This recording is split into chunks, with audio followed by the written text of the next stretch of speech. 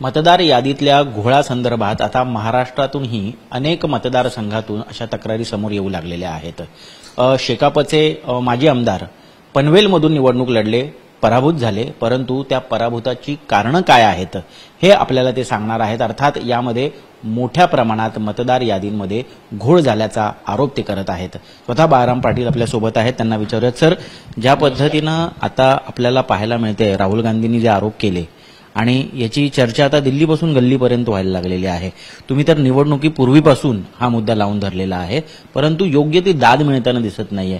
नेमके तुमचे मुद्दे काय आहेत आणि कुठल्या कुठल्या गोष्टींवरती आक्षेप घेतले तुम्ही? या ठिकाणी 188 पनवेल विधानसभा मतदारसंघामध्ये तब्बल 85,211 मतदार हे दुबार नोंदणीतले आहे, ज्याचं एकदम स्पष्ट विवरण मी त्या ठिकाणी निवडणूक निर्णय अधिकारी, सहाय्यक निवडणूक निर्णय अधिकारी, जिल्हा निवडणूक निर्णय अधिकारी, महाराष्ट्र राज्याचे मुख्य निवडणूक निर्णय अधिकारी आणि भारतीय निवडणूक आयोगाला दिलेलं होतं।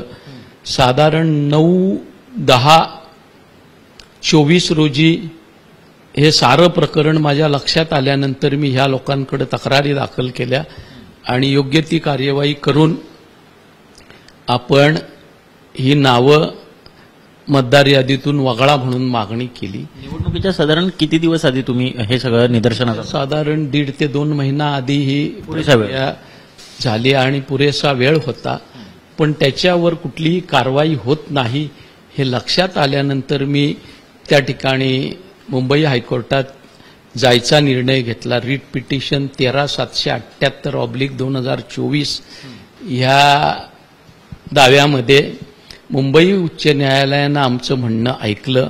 साधारण 1/11 रोजी मी ते कोर्टात दाखल केलं, 7/11ला कोर्टानं ऐकलं आणि 11 तारखेला कोर्टानं आदेश दिले की या ठिकाणी 11/10ला आदेश दिले की पनवेल विधानसभा मतदारसंघ 188 या ठिकाणची ही दुबार नावं त्या ठिकाणी वगळण्यात यावेत आणि त्यासाठी 15 दिवसाची मुदतही दिली। पण जो अनुभव मला हायकोर्टाच्या निकालापूर्वी आलेला होता तोच आला। हायकोर्टाच्या निकालापूर्वी वरपासून खालपर्यंत साऱ्यांना मी विनंती केली होती, मागणी केली होती, अर्ज केले होते की आपण हे चुकीचं काम झालेलं आहे ते दुरुस्त करा, पण ते झालं नाही।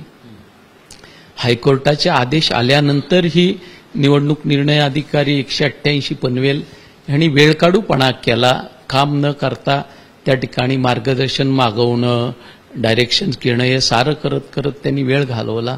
मधल्या काळात औरंगाबाद हायकोर्टाचा एक निकाल आला आणि ती नावं राहून गेली।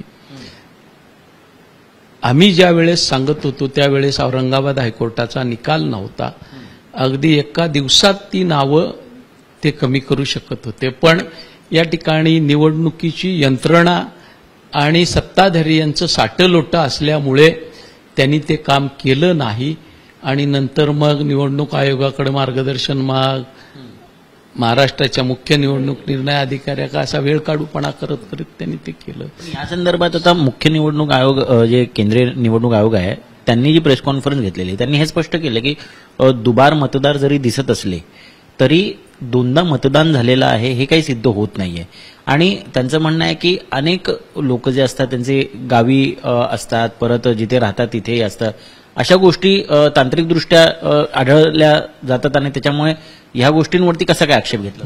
नाही, निवडणूक आयोगाने खरं तर ह्या तक्रारी आल्यानंतर डबल नावं वेगवेगळ्या मतदारसंघात समजू शकतो, पण पनवेल टू पनवेल 25,855 मतदार एकाच मतदारसंघात 2 वेळेला होते, त्यांची तर नावं काढायला कुठलीही हरकत नव्हती, कारण त्यांचा मताचा अधिकार एक मताचा कुठेतरी त्यांना राहतच होता।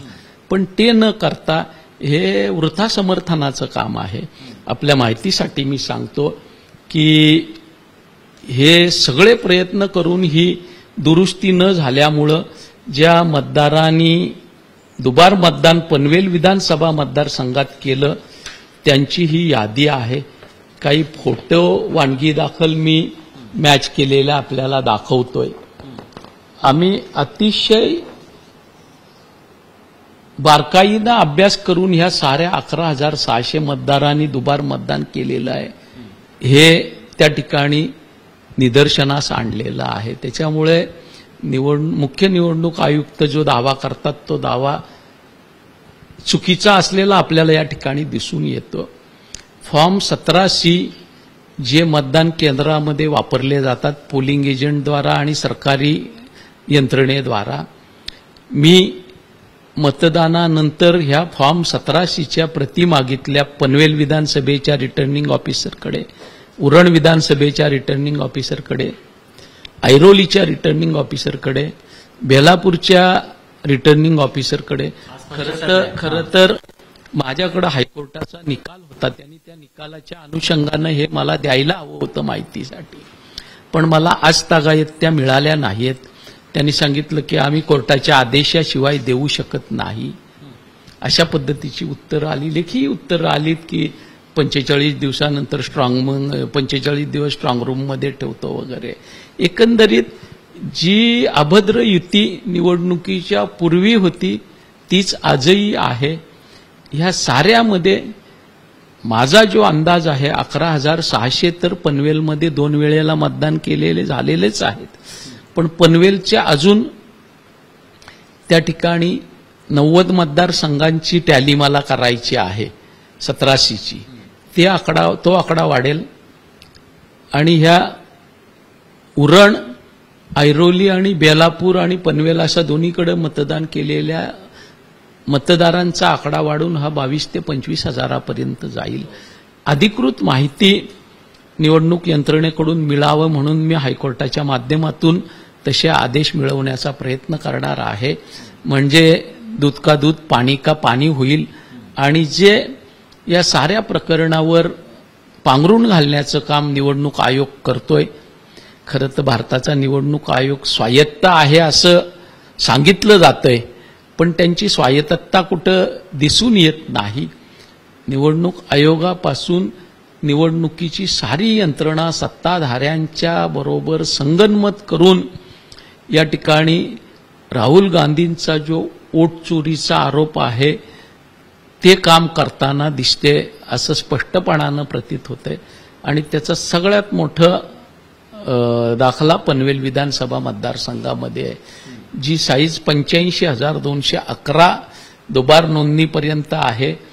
11,600 दुबार मतदान केलेलं मी शोधून काढलेलं आहे आणि आणखी तेवढंच किमान मिळेल असं एकंदर अंदाज आहे. हे सारंच प्रकरण लोकशाही जिवंत राहण्याच्या दृष्टीनं अतिशय धोकादायक आहे.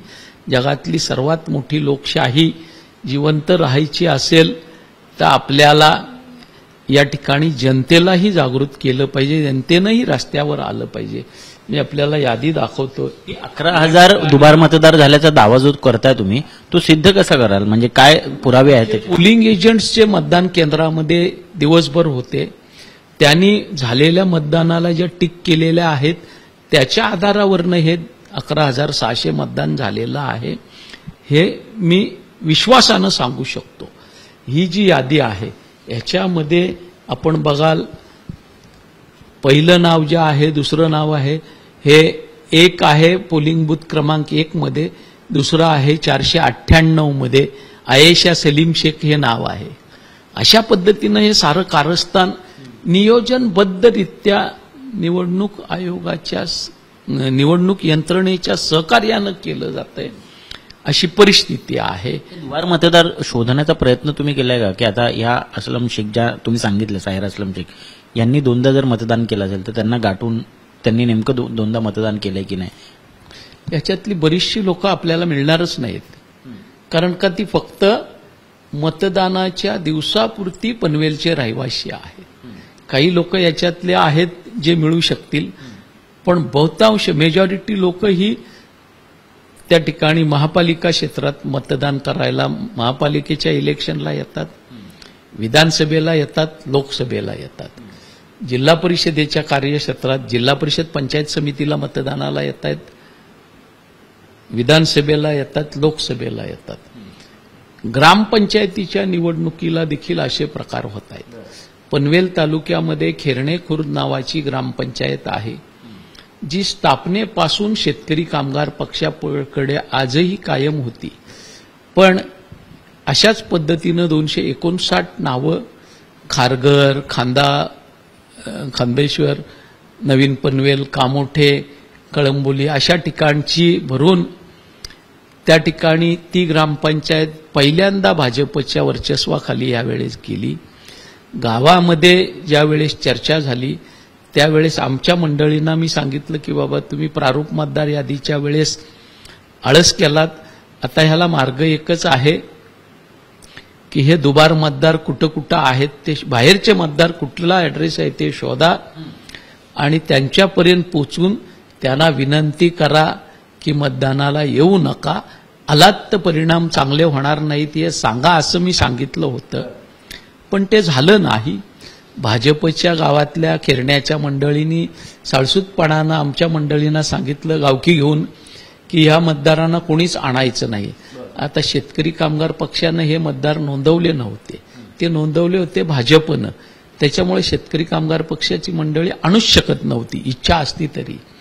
पण भाजपनं अतिशय शिस्तबद्ध काम केलं.